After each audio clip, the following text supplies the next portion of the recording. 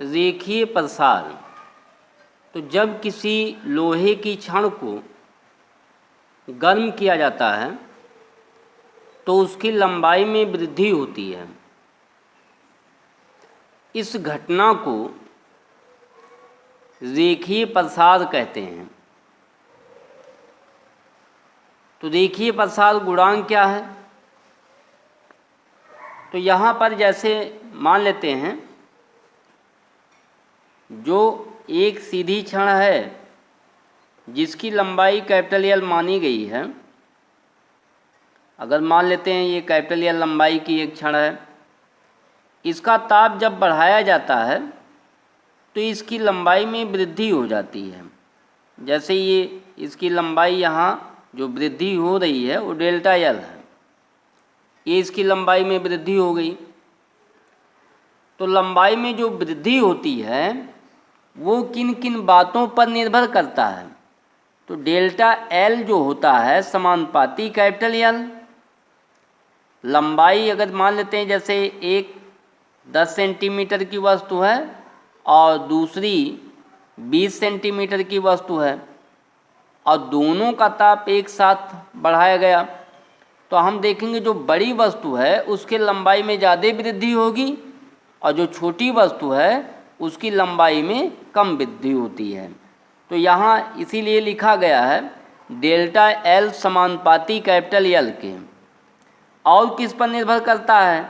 तो delta L जो है इसके टेम्परेचर पर भी निर्भर करता है, ताप पर। अब दो वस्तुएं हैं, उसका ताप आप ज़्यादा बढ़ाएंगे तो जिसमें ज़्यादा ताप बढ़ाएंगे तो उसकी लंबाई में ज़्यादा वृद्धि होती है। तो अगर ये इक्वेशन नंबर फर्स्ट मान लें, इक्वेशन नंबर सेकेंड, तो हम दोनों समीकरण से लिख सकते हैं डेल्टा एल समानुपाती एल इंटू डेल्टा टी। ठीक है। अब यहाँ पर ये हो जाएगा, तो यहाँ हम लिख सकते हैं डेल्टा एल बराबर एक कांस्टेंट आ जाएगा अल्फ़ा और L into delta T. Alpha जो है यहाँ पर इसको अल्फ़ा पढ़ते हैं, अल्फ़ा एक नियतांक है, एक नियतांक है जिसे क्षण का रेखीय प्रसार गुणांक कहते हैं। क्षण का रेखीय प्रसार गुणांक कहते हैं। ठीक है। अल्फ़ा का मात्रक क्या होगा? अब अल्फ़ा का मात्रक अगर निकालना चाहें हम तो अल्फ़ा इजकल टू हो जाएगा, यहाँ से इसको अल्फ़ा पढ़ेंगे यहाँ, तो डेल्टा एल और बटे एल इंटू डेल्टा टी लिखा जाएगा यहाँ से। अब यहाँ अल्फ़ा का मात्रक जो है प्रति डिग्री सेल्सियस होगा, क्योंकि यहाँ पर मीटर, ये भी मीटर, मीटर मीटर से कैंसिल और ताप का मात्रक डिग्री सेल्सियस रखा जाएगा इसमें, तो इसे हम लिख सकते हैं प्रति डिग्री सेल्सियस पढ़ेंगे। बीमीय सूत्र हो जाएगा इसका, बीमीय सूत्र। तो बीमीय सूत्र भी इसका अगर लिखना चाहें हम तो इसका बीमीय सूत्र जो है थीटा पे -1 हो जाएगा।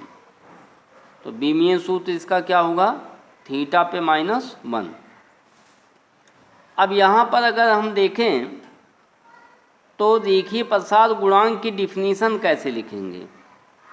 तो रेखीय प्रसार गुणांक की डिफिनीशन लिखने के लिए जो है, देखिए, तो रेखीय प्रसार गुणांक की जो परिभाषा बनेगी यहाँ से, वो अगर L बराबर 1 मीटर ले लें और ताप डेल्टा T बराबर 1 डिग्री सेल्सियस, तो इस फार्मूले में जब रखेंगे तो यहाँ पर अल्फ़ा बराबर डेल्टा L हो जाएगा। तो यहाँ लिखेंगे 1 मीटर लंबी छड़ का ताप 1 डिग्री सेल्सियस बढ़ाने पर लंबाई में वृद्धि रेखीय प्रसार गुणांक के बराबर होता है। ठीक है। तो ये आपका हो गया रेखीय प्रसार गुणांक। तो ये इम्पॉर्टेंट है, इसके डिफिनीशन आप पढ़ लेंगे इसमें जो दिया गया था, इसमें रेखीय प्रसार गुणांक और रेखीय प्रसार और इसका फार्मूला तैयार कर लीजिए।